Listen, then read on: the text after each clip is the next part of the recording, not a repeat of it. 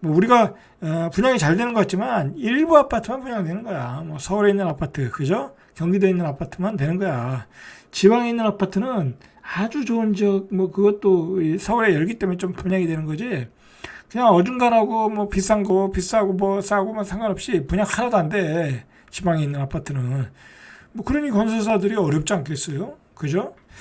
자, 그런데다가 지금 은행채 5년물 금리도 계속 올라오고 있다는 거야. 자, 이게 이제 은행채 5년물 금리가 모든 은행의 기준금리잖아. 은행들의 돈을 공급하는 금리잖아. 그것도 계속 올라오고 있다. 자, 은행도 돈 조달이 원활치 않다라는 거야. 어? 원활치 않다. 자, 신용대출금리도 20여일 만에 상하단이 0.14포인트 올라서 신용대출도 요즘에 한 6% 이상 줘야 되는 거야. 그죠? 자, 자동차가 안 팔리겠죠. 이렇게 되니까. 자, 은행채 5년물, 1년물 금리도 상단이 4.4. 그죠? 4.4 올라갔다라는 거예요. 자, 이렇게 금융시장이 급내한 것은 이제 미국의 FOMC죠. 그죠? 매파적 신호를 강하게 줬어요. 자, 강하게 줄 수밖에 없죠. 뭐, 유가가 안 떨어지고, 인건비는 계속 올라가고, 고용률은 좋고, 그죠? 자, 미국은 우리하고 상황이 틀린 것 같아. 뭐, 미국은 연금제도가 좋잖아요. 그죠? 연금제도가 좋고, 그리고, 뭐랄까요, 뭐랄까, 고용률이 좋잖아요. 경기가 아직 안 죽었거든.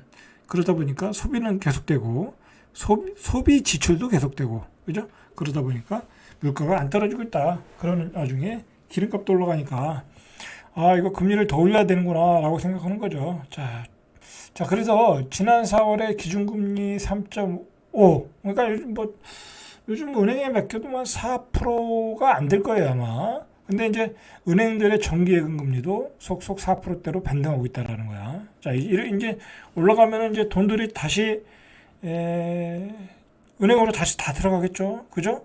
자, 내가 가지고 있는 돈을 부동산에 살까? 은행에 예금할까? 고민하는 사람들이 있죠. 그죠? 근데 은행이 한 5%대 준대.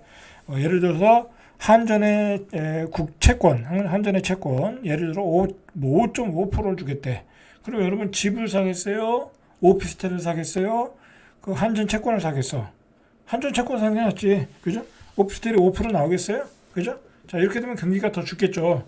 시중은, 그러면 정기예금 금리가 5%가 된다는 얘기는, 뭐, 회사들이나 뭐, 대출 받는 사람 입장에서는 한 7%대 받아가야 된다는 거잖아. 그죠? 7%, 8%대 받아가야 된다니까 경기는 침체될 수밖에 없는 거예요, 지금. 자, 이런 와중에 지금 전고점에 85%까지 왔어. 그리고 서울의 전고점 평균이 12억 6,695만 원인데, 올해 서울의 평균이 11억 1,599만 원. 전고점의 88% 수준. 자, 금리가 6%대, 그죠? 6%대인데 전고점에 사고 있다. 자, 이건 뭐 알 수 없는 거죠. 그 사는 사람을 이해할 수가 없는 거지. 자, 그걸 이해할 수 있는 건 뭐냐면 단 한 가지야. 분양가가 계속 올라가니까. 그리고 인플레이션이 계속 된다니까 무서워서 사는 거야. 근데 내가 돈이 있어서 사는 건 상관없어. 뭐 내가 대출 안 받고 사겠다는데 뭐라고 그래. 그죠? 근데 빚을 내서 사는 것은 별 효과가 없다라는 거죠. 별 재미를 못 본다. 자, 그래서 중요한 거는 거래량이 주춤하는 동안에 매물이 쌓이고 있다는 거야. 15일 기준 서울 아파트 매물이 74,788건. 2주 만에 5,000건이 늘어났다. 그러니까 거래가 안 돼. 한번 다 찍어보세요. 거래가 안 돼. 뭐 예를 들어 이 중저가 아파트들 있잖아요. 한 10억 이하의 아파트 한 7, 8억짜리 아파트 거래 한두 개 되고 거래가 안 돼. 안 된다니까. 뒤따라 들어오는 수요가 없어. 왜냐면 그리고 전세 가격이 아직도 50%, 60%가 안 되잖아. 그죠? 50에서 55% 사이잖아. 예? 갭이. 그러다 보니까 안 되는 거야. 자, 매물은 늘었지만 거래량이 하락한 것은 매수자와 매도자가 각각 원하는 호가의 차이. 또 거래됐다고 호가를 더 올려서 내. 그러니까 뭐 거래 되겠어요? 안 되는 거지. 자, 그런 와중에 정부가 내일이나 모레 정도에 공급 대책을 발표한대요. 상기 신도시 이제 공급을 앞당기겠다. 이제 이게 좀 말이 많았거든요. 자, 계속 집값은 올라가지, 그죠? 금리는 올라가지. 그러니까 이거 전세 가격이 또 올라가잖아요. 좀 전세 매물이 없대. 그러니까 정부 입장에서 놀래가지고 공급 대책을 발표하는데 더 땡기겠다 일정을 더 쪼겠다라는 거죠. 그죠? 그런 얘기야. 자, 그리고 중요한 거는 뭐냐면 지금 상기 신도시가 보세요. 뭐 이 남양주, 뭐 왕숙, 하남 교산, 인천 계양, 부천 대장, 고양 창릉 뭐 이렇게 해서 한 17만 6천 호. 그다음에 기타 공공주택 택지 지구, 이건 지구죠. 조그만 지구들이지. 과천지구, 안산 장성지구, 인천 구월, 뭐 화성 봉단, 광명 시흥, 여기는 지구가 아니죠. 신도시지. 의왕 금포 안산 4만 1천 호 이렇게 해서 18만 8천 호. 그러면 36만 한 34만 가구 되네요. 36만 4천 호죠. 자, 이 정도인데 이것 가지고도 모자르다라는 거예요. 모자르다. 뭐 우리나라 아파트는 지면은 30년밖에 안 가니까 모자랄 수밖에 없지. 문제가 있는 거예요. 30년밖에 안 간다는 게. 그러니까 더 공급을 늘려야 된다. 그죠? 더 공급을 늘려야 돼. 그죠? 용적률을 높이든지, 그죠? 아니면 신도시를 더 확대하든지 해서 더 공급을 늘려야 돼. 이거 가지고도 모자라요. 그래서 정부가 추가 공급 계획도 발표한다고 그래요. 그죠?